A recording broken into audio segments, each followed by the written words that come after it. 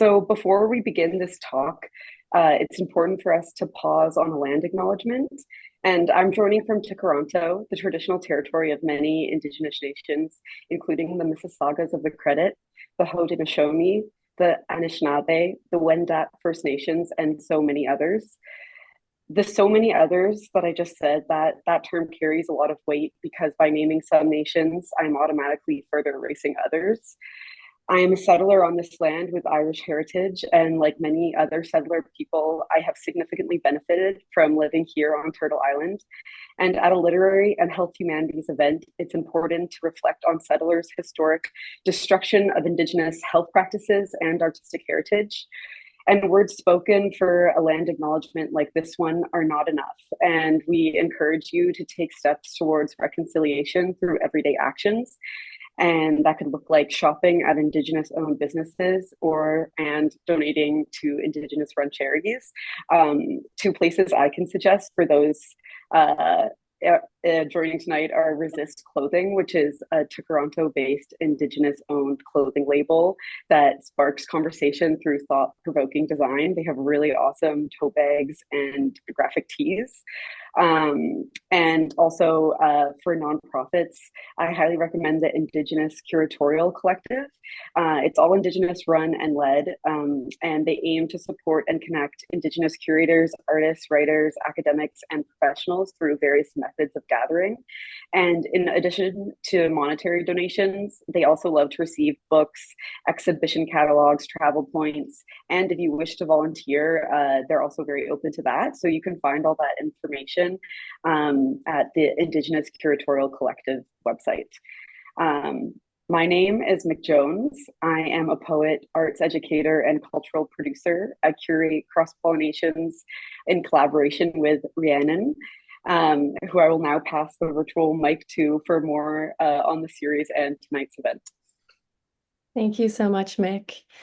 And thank you for the land acknowledgement. And so now I am thrilled to welcome everyone to the February iteration of Cross-Pollinations. This is a virtual monthly series that brings poets and health workers together for themed conversations around illness, ability, and care. As Mick mentioned, my name is Rhiannon. I'm a poet and a medical student, and we curate the series together. So tonight, we're going to be in discussion around palliative and end-of-life care, and we are so excited and honored to be joined by the wonderful poet Eve Joseph and palliative care physician Dr. Jacqueline Hui. So without further ado, I'm going to introduce Eve, who will give us a reading, and then we'll move on to a little talk by Jacqueline, and then we'll follow that with our usual discussion. If anyone has any questions that come up throughout the evening, please feel free to drop them in the chat or send them privately to Mick and me, and we can get to them in the Q&A. So, Eve Joseph lives and writes on the unceded traditional territories of the Lekwungen peoples. Her first two books of poetry, The Startled Heart, Woolakan 2004, and The Secret Signature of Things, Brick 2010, were both nominated for the Dorothy Livesay Award. Her nonfiction book, In the Slender Margin, was published by HarperCollins in 2014 and won the Hubert Evans Award for Nonfiction. Her most recent book of poetry, Quarrels, Anvil 2018, was nominated for the Dorothy Livesay Award, the Relit Award, and won the 2019 Griffin Poetry Prize. Eve worked for 21 years as a community and crisis counselor at the Victoria Hospice. I pass it on to Eve. Thanks, Rhiannon. And thank you for the invitation to be here. Jacqueline, it's lovely to meet you virtually. I think the best thing is just to jump in. I'm going to read from In the Slender Margin, which is not poetry, it's poetic thinking, because I think that's so incumbent for all of us, whether we're social workers or counselors or doctors, that we have a kind of poetic thinking when we're working with the dying. So I'm going to read a part that gives you an idea of how I came into the work. And then I'll read a little bit about the work itself. I had just turned 12 when my brother was killed in a car accident. In 1965, the year Allen Ginsberg coined the term flower power, and Malcolm X was shot dead inside Harlem's Audubon Ballroom. The year T.S. Eliot died and Bob Dylan's Like a Rolling Stone was on its way to becoming a new anthem. Death was regarded as a taboo subject. Not a lot was known about what to do with a kid whose brother had died suddenly on the other side of the country. It was late evening when the call came. The blinds were drawn against the dark of January, and the dog lay sleeping in front of the fireplace. The phone, ringing at the wrong time, sounded loud, as if ringing in an empty house. My mother's face changed that night. 1 minute she was reading on the couch, the right side of her face bathed in lamplight, the left. The phone was in her hand, only she wasn't talking into it. She was holding it away from her face, and her words were not making sense. I sat sideways on a chair across from her, dangling my legs. My feet didn't quite reach the floor, and when she screamed, I swung my legs faster as if I were on a swing. That night, my mother rocked in a chair, and I slept on the floor, curled at her feet. In his diary, Edvard Munch wrote that he was inspired to paint the scream when he saw the sky turn blood red while walking along a path with two friends at sunset. I paused, he wrote, feeling exhausted, and leaned on a fence. There was blood and tongues of fire above the blue-black fjord and the city. I sensed an infinite scream passing through nature. I grew up in a house of ghosts. My brother's death followed the deaths of my mother's mother, her father, and her brother in the war. When a bomb hit my grandmother's house in London, she was killed by falling debris just as she reached for the gin and tonic my mother was passing to her. Years after the war, a shell fragment pushed its way through my mother's eyebrow. The entry wounds were invisible, but the evidence was compelling. Her stories were like that. It took the rescuers 30 hours to dig through the rubble. Emerging out of the dust like coal miners, they lifted her back into the light of an unrecognizable city. She never learned where they took her mother's body. None of my deaths, she later told me, have markers. My mother's grief over my brother's death reverberated through her nerve endings into the night sky. Inseparable from the infinite, it howled along a stretch of highway thousands of miles away and settled in the bones of her face like Dylan's Ghost of Electricity. It entered her, and me too, like a permanent vibration. I spent the time between the phone call and my brother's burial playing with my collection of small plastic horses in the basement. The Polish poet Adam Zagajewski believes that we have at least two kinds of memory. One that synthesizes and encompasses the large themes of our lives, and one that he calls her humbler sister. The memory of little snapshots, quick associations, and fleeting glimpses. I was 17 years younger than my brother. My memories are those of the humbler sister. Fleeting, few. Ian worked on the Dew Line in the far northern Arctic for a year when he was 19. My mother told me he was briefly a pilot until one time he flew 500 miles off course and was sent home.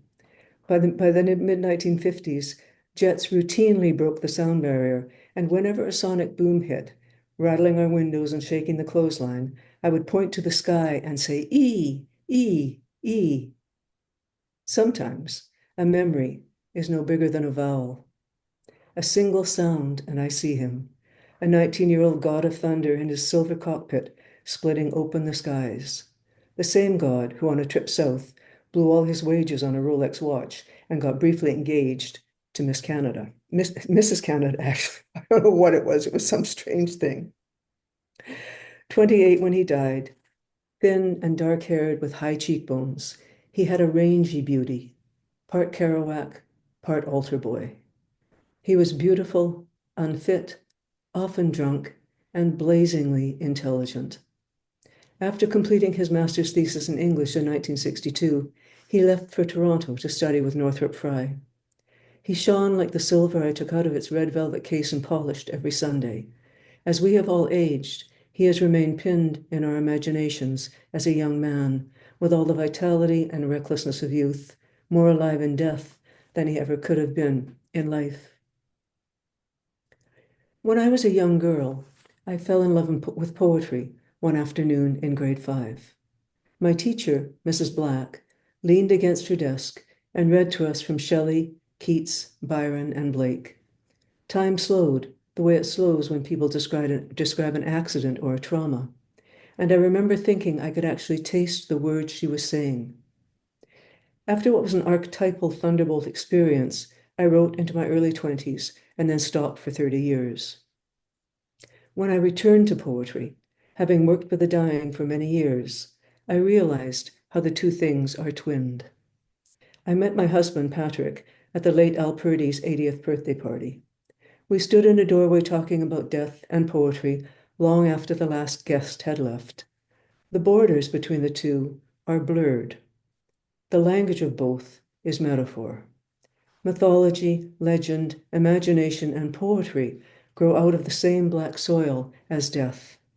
All exist beyond the frontiers of logic. It was to these things that I turned to try to find my way out of the basement. And just a few thoughts that came to me about the work. I'll read you just a little bit here about language. The language of the dying is not static. It is a language of movement, of platforms, tickets, passports and maps, visitations and greetings, entrances and exits, a language of arrivals and departures. They will often ask if their bags are packed or if there's a full tank of gas in the car. They repeat themselves, asking if the train is on time, asking if you will be coming with them. You must enter this as you would enter a foreign land. Signs will be of little help. You must see what they see. It is never planes they wait for. Rather, they pull slowly away from this earth, the fields of fall rye rolling as far as the eye can see. It is an esemplastic language that sees this world. At the same time, it sees another. Much like the White Rabbit in Alice in Wonderland, the dying too are often preoccupied with time.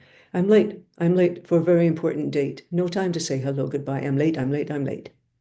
Sometimes they wait for someone to arrive from out of town. Sometimes they die when people have stepped out of the room for 5 minutes to have a smoke. One day in ICU, a boy who'd been hanging on for weeks after an accident died within minutes of his mother telling him it was okay to go. The wonder is not that the dying might wait, that a boy might need his mother's permission, but that the living might sometimes be able to open the door for them. The body speaks a number of languages. On one level, it needs no translation.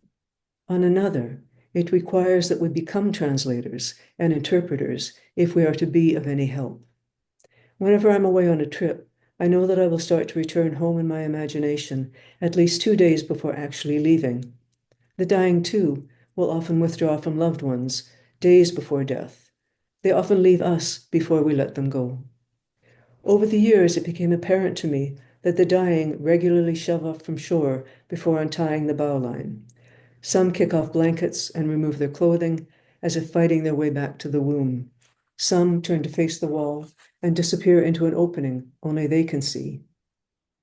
It wasn't until I read Jane Kenyon's poem, Reading Aloud to My Father, that I understood the living too must play their part and resist the urge to haul the skiff back in. In quotes. At the end, they don't want their hands to be under the covers. And if you should put your hand on theirs in a tentative gesture of solidarity, they'll pull their hand free, and you must honor that desire and let them pull it free. When family members struggled with a perceived rejection, it was sometimes helpful to suggest that their loved one was not turned away from them as much as turned toward something else. It was necessary to learn to read the body, to differentiate between physical pain and other kinds of suffering, to know when to intervene and when to stand back, and let the dying sort through whatever it was they were working out.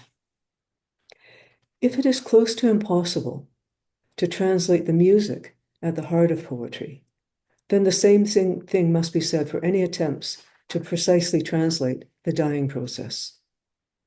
The word translation derives from the Latin translatus, meaning to bring over, to carry over. To translate is to remove from one place to another. Seen in this light, death itself is an act of translation. Poetry's fertility, writes Jane Hirschfield, lives in the marriage of the said and the unsaid, of languaged self and unlanguaged other, of the knowable world and the gravitational pull of what lies beyond knowing. We can interpret the physical signs of dying, but there remains an element of the untranslatable in both poetry and dying, a mystery at the heart of both, something only the dying know. The elegiac nature of poetry is derived from human grief. If poetry is how we speak to the dead, and if metaphor is the language that waits for us at the end, it is the poets who can sometimes help us understand death, because they are using that language now. Poets listen to water, to the wind, to the back alleys of sweltering cities. They see the old fence falling down and hear the first nail that was driven into it. They attempt to sit with what is and not what they assume something to be. The poet makes great leaps from the known world into the unknown, from the rational to the irrational, the steady to the unsteady. The dying, too, make great leaps from the known to the unknown, from the rational to the symbolic. I inherited a dark forest, wrote Thomas Transtromer, but today I am walking in the other forest, the light one. We are, all of us, walking along with the poet in a forest of light. It will not always be so. Thank you. Thank you so much, Eve. Wow, what an incredible, yes, thank you so much. Thank you. What an incredible look into that book. And it was so wonderful to hear your thoughts. I really enjoyed that last bit on translation, really illuminating there. And just a little reminder to everyone in the audience that if you have any questions or comments as we go, feel free to write them in the chat or privately send them to Rhiannon or I, and we'll get to them during the discussion and Q&A. So I am delighted to introduce our next speaker.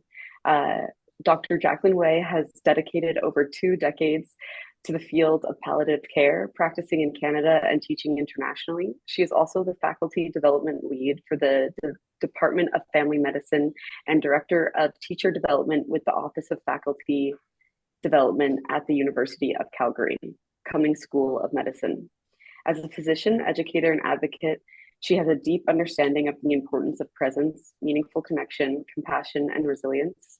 Her work in palliative care has led to a profound wisdom of acceptance and letting go, shaping an approach to care that values humanity through life's most challenging transitions. Welcome, Jacqueline. Thank you, Mick. And thank you, Eve. I was so touched by so much of your reading, and I can't wait to have a discussion about a lot of the elements and what really resonated with me. As I was reflecting on what to talk about today in terms of the language we use in death and dying and my encounters, what really resonated with me was the power of silence and how we use that in our encounters. What does it mean to sit in quiet and to actively listen and to radically listen and to hear all of what Eve was describing, what you're seeing, what you're sensing. And it opens up you to be in that moment, to understand so much which is not said. And over the years, when I first started my practice, I was very medical about, my encounters where there's a lot of information sharing. Let me tell you about your disease. And that's what we're trained to do. And until I learned to sit back and watch, observe, sit in the moment, be present, hold space. I don't think until I learned to do that did I grasp what it really meant to be with the dying. And it was also understanding when it was the time to speak and the time to share and the time to reflect and the time to acknowledge someone's grief and to validate, and using those words very powerfully. And so I've learned to limit how much I speak and to ask permission to come into someone's presence and to learn their story and to remember. And then for maybe myself and my well-being and my way to deal with the work that we do and to celebrate it as well is to share these encounters. And we do that through our rounds every morning. And I know, Eve, you were probably very much involved in these rounds where we shared our grief, our sadness, and it was a way to be compassionate to ourselves as well. So when I hear a lot of Eve's reading is just a reflection of what sometimes I could not put down on paper for myself because I didn't have those words. And I heard you saying, Rhiannon, that you were starting to look into narrative medicine by Rita Sharon's, an expert in this field, and I started to chart that way as well. So not when a medical chart where you're writing the history, the physical, all the templated things that we learn in medical school, but start to chart separately of what did that person remind you? Who did that person remind you of? What did it do for you? It's not therapy, it's a reflection. And when I had very memorable encounters, very challenging encounters, I would start to document and journal and reflect. And on the side, what we call parallel charting, what you really don't put in the chart, but what you really think about. So even when I encountered a patient today, he was a man dying from respiratory failure, on a lot of oxygen, deeply suffering, and watching his family suffer. And all I could think about when I walked in the room was, my dad died the same way. But we don't put that in a chart anywhere. Mm-hmm. And I think we need to do that for ourselves because we are human. And words and reflections humanize us and let us be ourselves. Because we are just not healthcare workers. We are people as well. And I'm a daughter, I'm a spouse, I'm a mother, I'm a friend.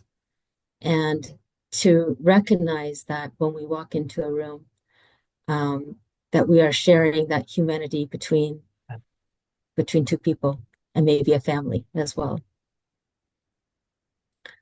So I want to maybe stop here. I wanted to emphasize the power of silence and radical listening, what that would mean, holding space for people, following their journey, which is not having an agenda and asking questions to necessarily guide, but be guided by the storyteller themselves, and that's the patient. Why, Jacqueline, why do you think that feels like such a radical approach? It's so common sense, it's so humane, but it's not taught. We don't hear about silence. We don't hear about learning from patients or following them. What is that? Yeah, and I think we've learned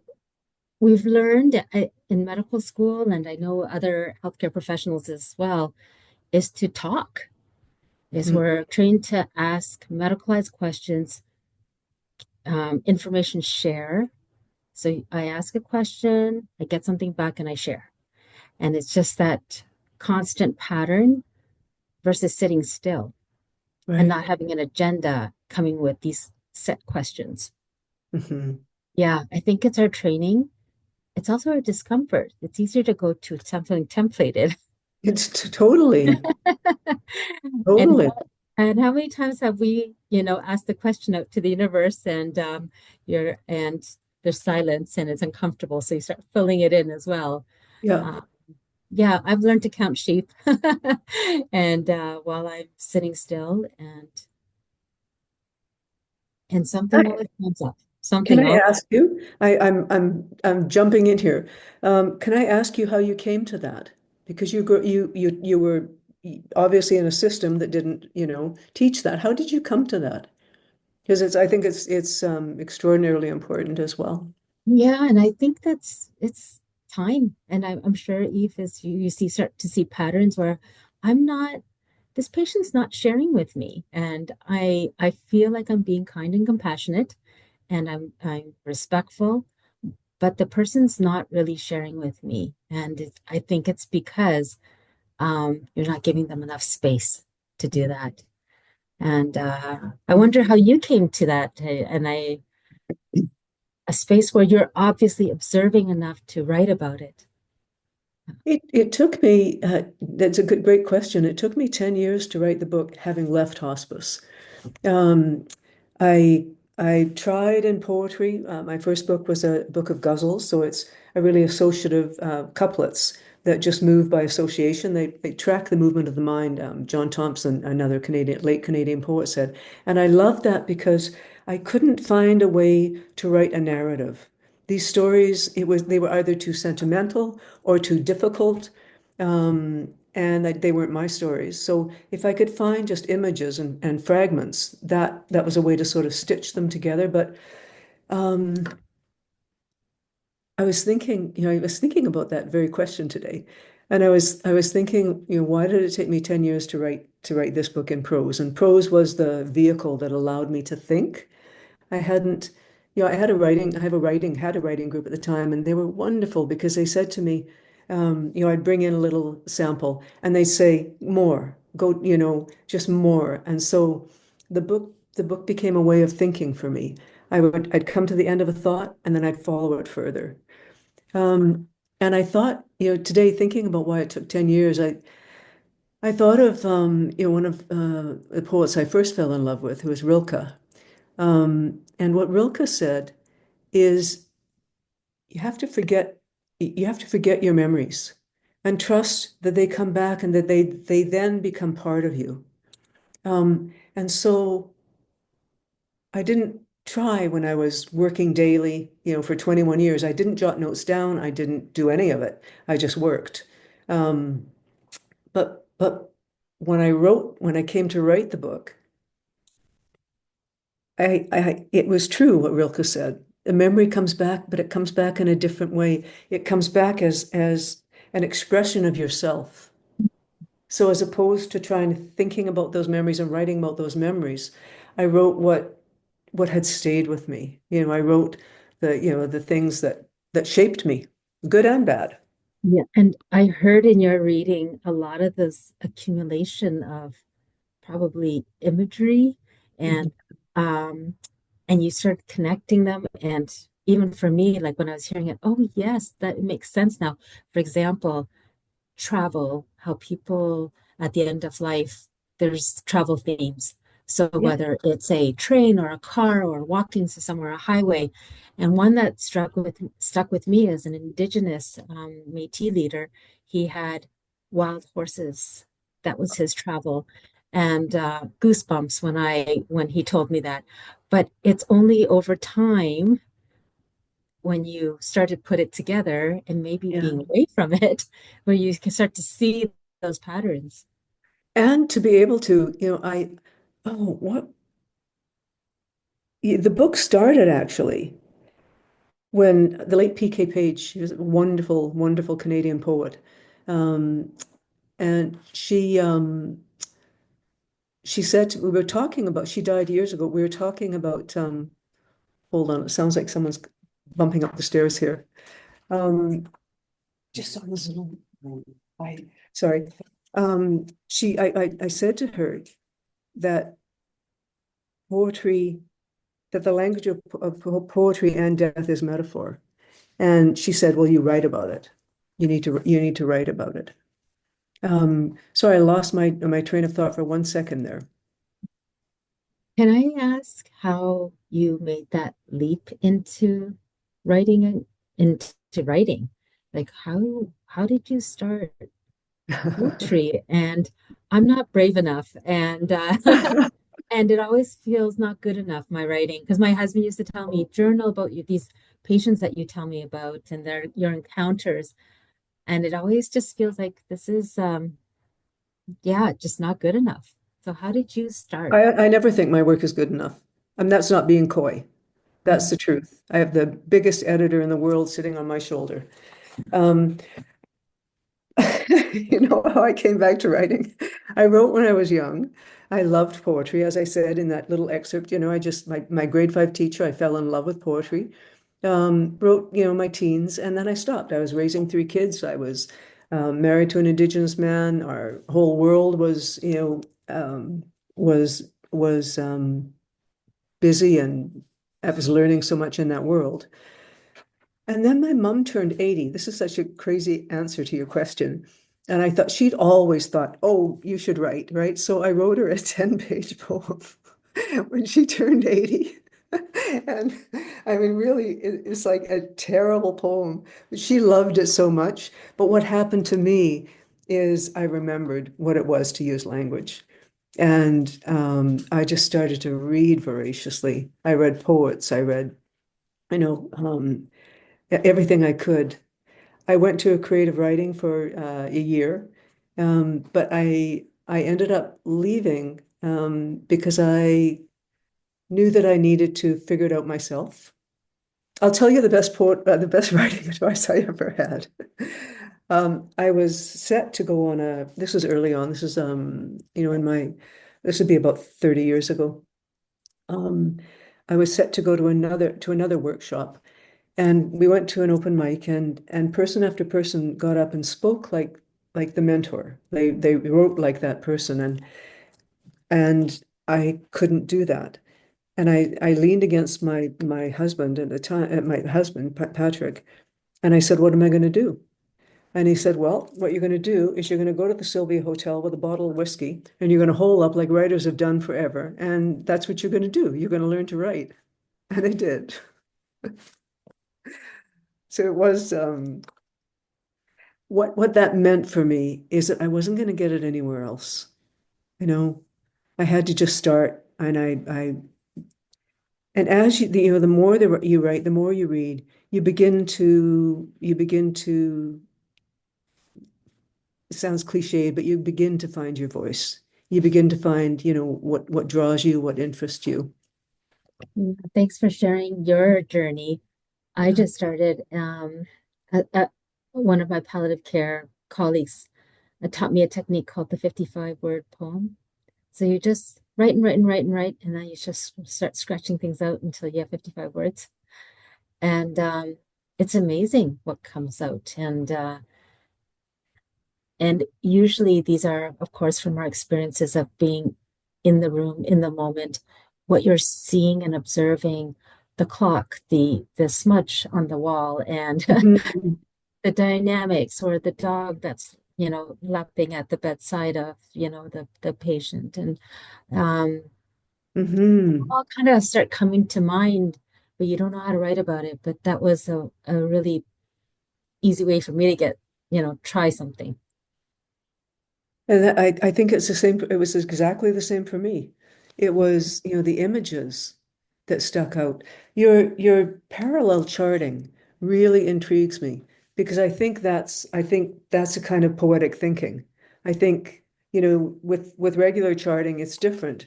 But by poetic thinking, I mean it touches emotion. It recalls to things through images and fragments. it coalesces into its own shape, its own whole. I think your parallel charting is you should go and look over your parallel charting. I think you've got a whole bunch of sources there. It's also our way of allowing our learners, because we always have a learner with us, we teach them this technique so they don't always have to share with us what they're feeling and sensing, um, and it's their universe, their when they walk into the room, and what is it like to be, with the patient that for example, we sedated today, Mhm. where the death was very immediate, and how did that feel? Yeah. And there's not a lot of space in our medical world um, to debrief about this, nor to be this vulnerable. Yeah, No, yeah. no, there isn't. Eventually that became a problem for me. Mm, I was there 21 years, and when my mom died in 2004, I left the year after. Just simply because the kind of silence, the kind of things you're talking about, just being able to sit with grief. We weren't, you would think we were really good at supporting each other. We weren't, it just, um,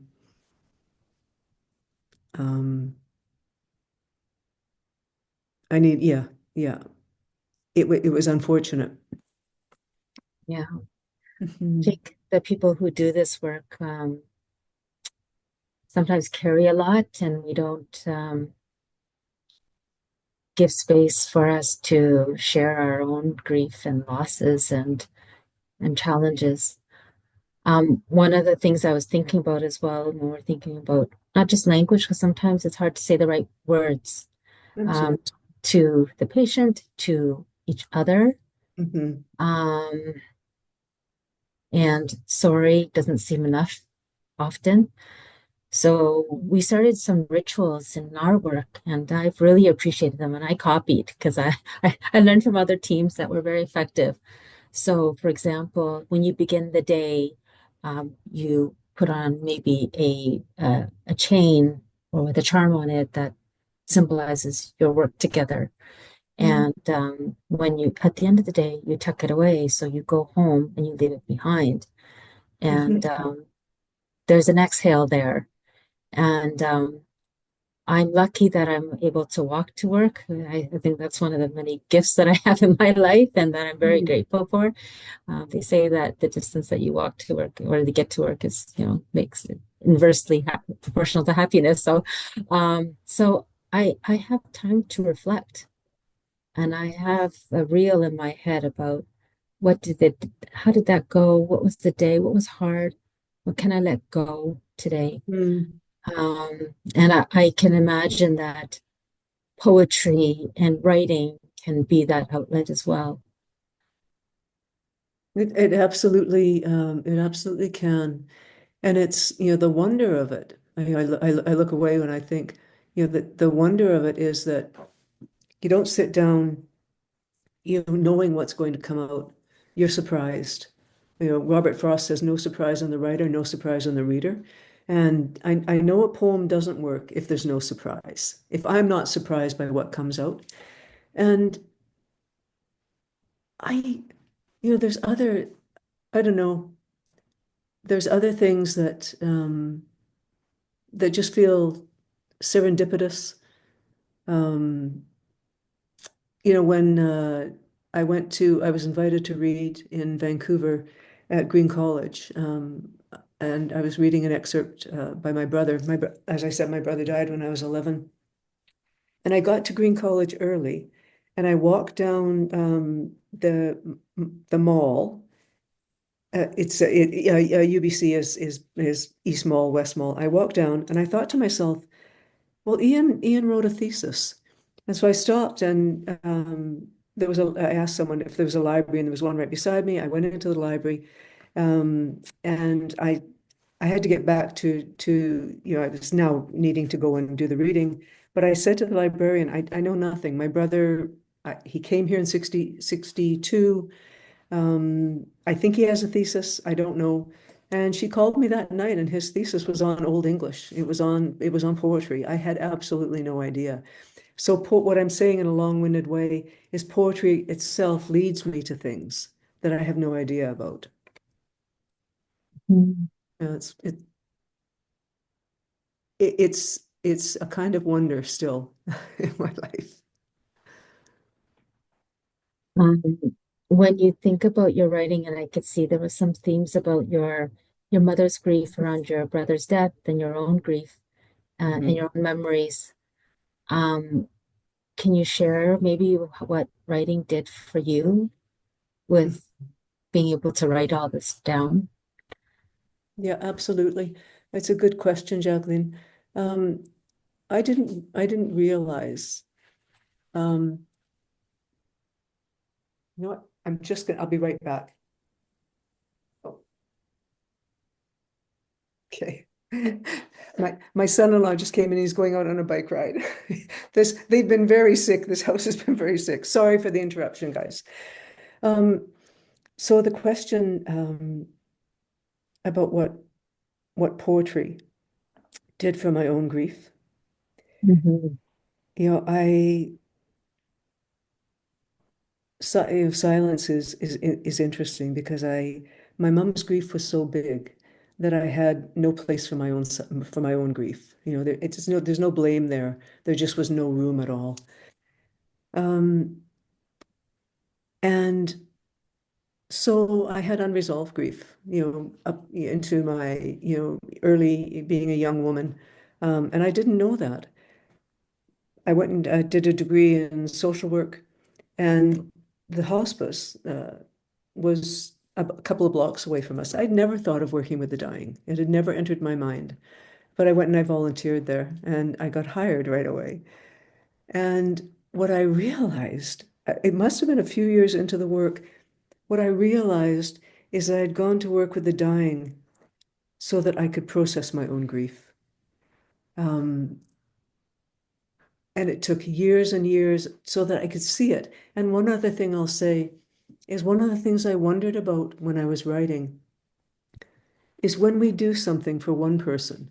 So when we're at the bedside, with somebody and in silence, whether we're, however we're helping, do we do that for the one we lost who we couldn't do it for? And each time I did that, I felt like I did that for my brother.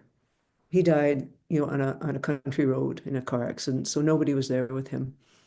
And that poetry gave me that, the feeling that I do this for this person, I do this for my brother.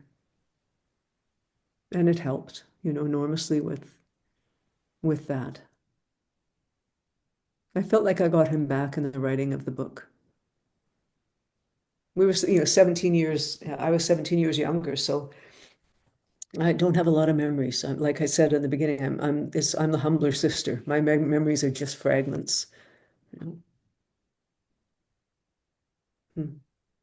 And I think those fragments, when they came together in your poetry, were just extremely powerful.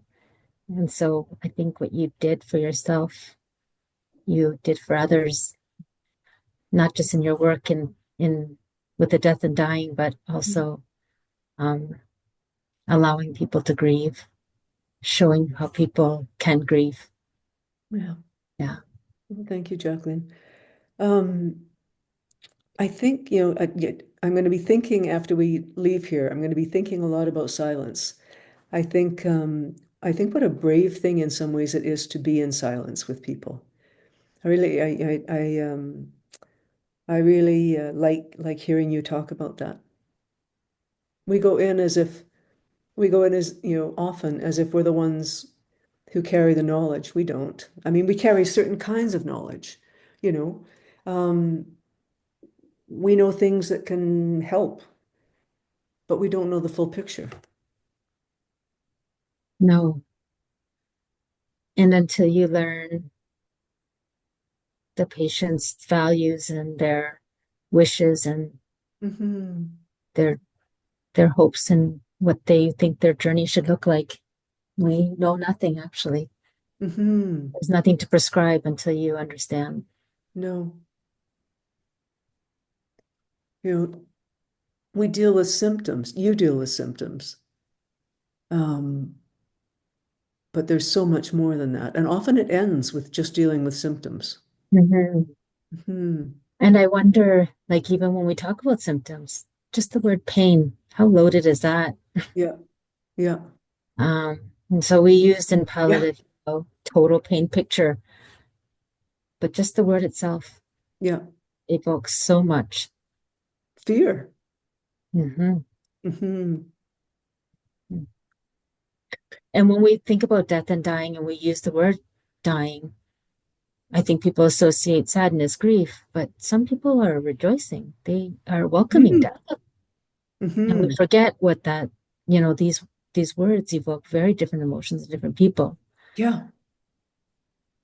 And we, there's just such a richness for us when we see that. I remember, one man who he was Baha'i, and every night he was bedridden, but bedbound. But every night he would go in his mind to the door, and he would call Bahala, and he was bereft that he didn't come. He wanted to go so badly, but it was so amazing to watch him in that process. He wanted to go, and he didn't understand why he couldn't, why he wasn't going. Hmm.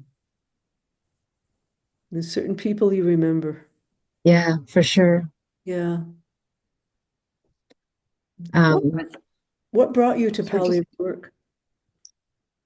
I didn't even know what palliative care was, and it was my last Me review. neither. Like, what's palliative care?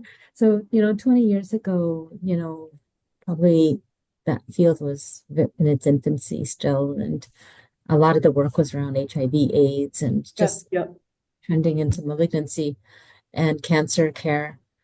Um, but it was my last rotation in my residency, and I was overwhelmed. I was running this unit. I didn't know what I was doing, yet some of the medications I gave instant relief. So I noticed that. And yeah. I noticed people would share their life story with me. Ah, And there was no other space in all my training where people wanted to be remembered.